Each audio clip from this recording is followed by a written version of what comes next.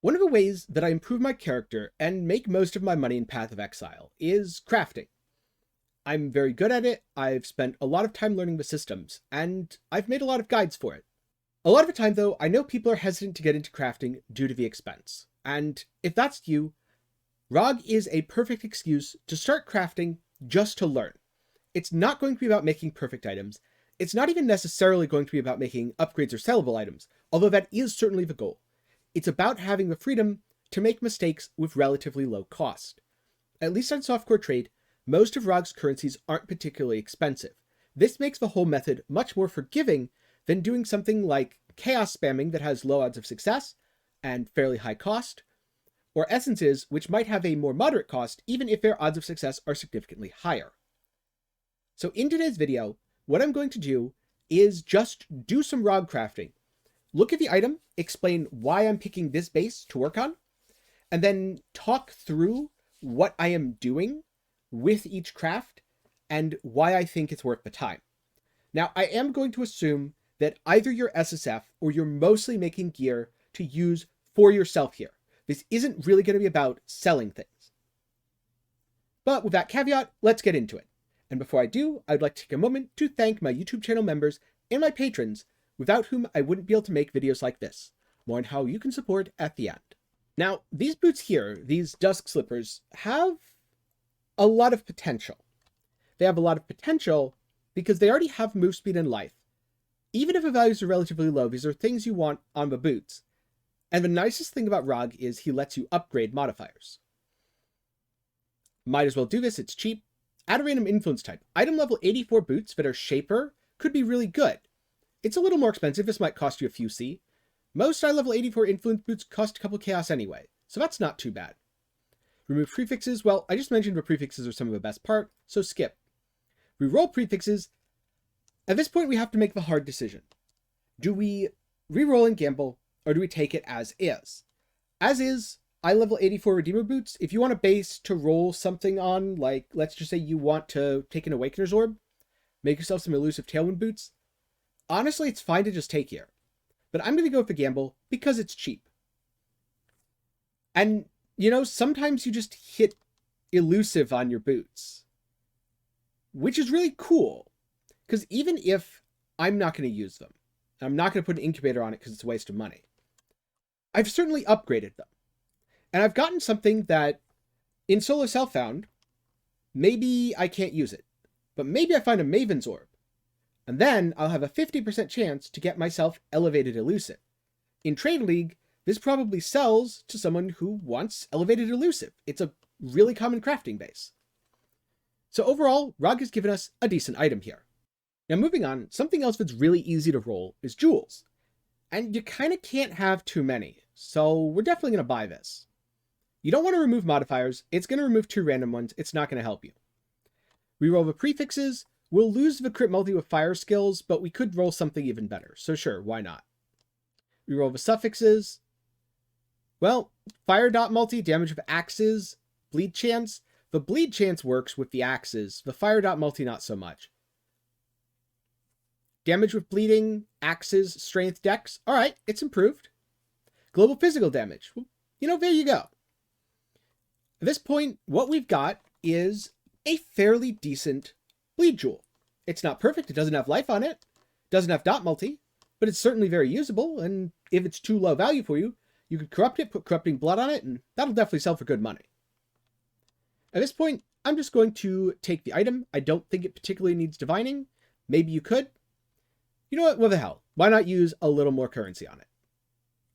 Did we improve it? Not really. So now we're going to take it. These boots have a lot of potential.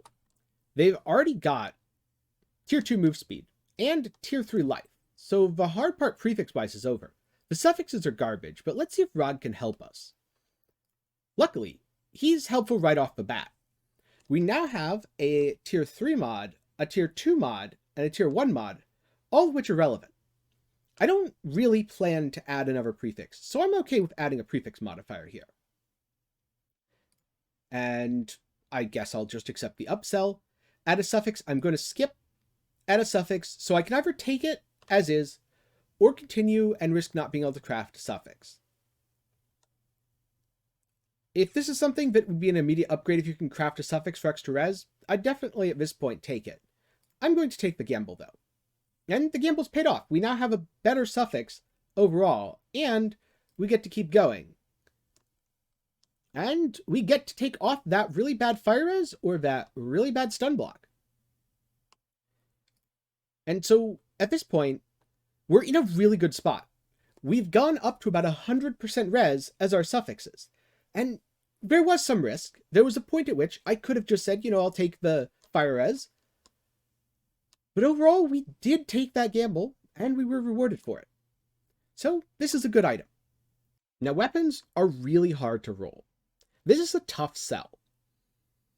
But if you're playing something like a bleed build, this isn't the worst base I've ever seen. Attack speed's alright. It's a siege axe, so it's got good base damage. Adding flat fizz really helps out the weapon. It means if you craft percent fizz, you'll end up saying kind of okay. And dot multi will help with bleed, even if it isn't as strong as the bleed specific modifier. We want to upgrade, especially the flat fizz, as much as we can. So let's take the gamble. Well, it didn't hit the flat fizz, but it did hit the damage over time multiplier, which is what we're going for. And now we can upgrade other things, since we can't upgrade the damage over time multiplier anymore, seeing as it's already tier 1. Now we're at tier 2 fizz. We can remove the modifier of the lowest level. I'm fairly sure it's the elemental damage with attack skills. This is where you really want to check PoEDB first, and you want to see if tier 5 wed is or is not a higher level requirement than tier 5 attack speed, because it's not just based on tiers. I like to use PoEDB/mods for that. Tier 5 wed requires level 15. And let's see about the attack speed. The attack speed requires a nice toasty level 30. Oh, no, never mind. I misread by 1 tier. It requires a nice toasty level 37, meaning we are totally safe to remove the wed here. And that's even nicer, because if we could somehow get rid of a mana on kill, or maybe even the attack speed, we might be able to multi-mod this and add something that's even better. Well, we definitely don't want to wipe the prefixes off. Prefixes are kind of why this item's so good. If we're not multi-modding, we might as well add something. Now, maybe we get low tier fizz. We'd probably just get a junk mod. But either way, it's not going to make the item completely unusable. So I'm going to take the risk. Got cold damage doesn't really add anything, since we're going after bleed with this weapon. Add a random influence? Sure. And now we've added hunter influence, which means we already have a really good base, even if we don't end up using this. So I'm going to skip upgrading. I'm not going to remove all prefixes. I'm just going to take this. And there's 2 upgrade paths from here.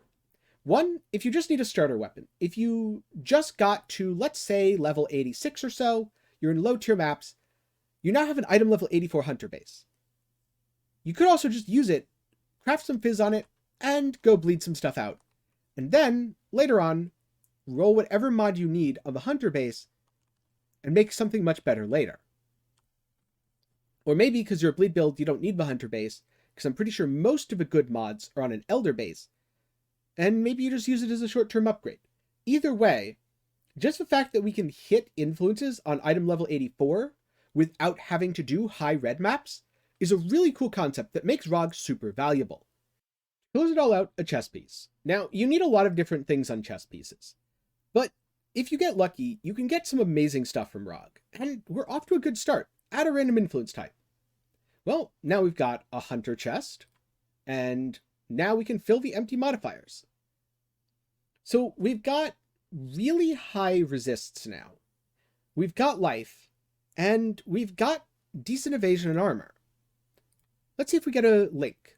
Alright, not really. We've got potentially a 5 link started. We're not going to reroll the prefixes. Maybe a 5 link? Nope. No 5 link. Oh, and it 5 linked at the end. So, yet again, this is an example of an item that it might not be worth a ton in Trade League. If you're an SSF, or you're just looking for a basic upgrade, you have now gotten yourself a solid chess piece. It'll cap your resists. It's a 5 link, so you can use it, and it has life. And this is why I think that ROG is one of the best things about this league for most players. It wasn't particularly difficult for me to get these items. I used about 20 rerolls or less, which you'll accumulate over the course of your regular mapping. I don't remember exactly how much of each currency I spent, but overall it wasn't a ton. And while none of these items are perfect or amazing, they are all at least good bases or usable items, things that I could easily see myself being happy to have if I was in solo self-found. And hopefully some of the ideas behind what I've said, why I was keeping or rolling over prefixes or suffixes, why adding influence is always a good idea, has resonated with you and will help inform you in your future crafting.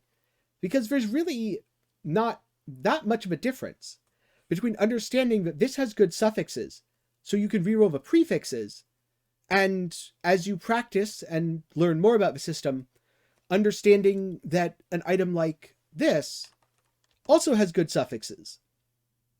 And you could potentially reroll the prefixes, which is exactly how I got this life on it. I rerolled the prefixes with a Veiled Chaos Orb, by doing suffixes cannot be changed. This obviously cost me 2 exalts, and it's a very expensive item by comparison, but I'm applying the same principles that ROG helps to teach. So I hope you found this helpful, and I hope in the future that you're able to learn more about crafting in Path of Exile using ROG. And so my question to you is, do you plan to jump in, get some ROG currency, and start rolling and see what happens?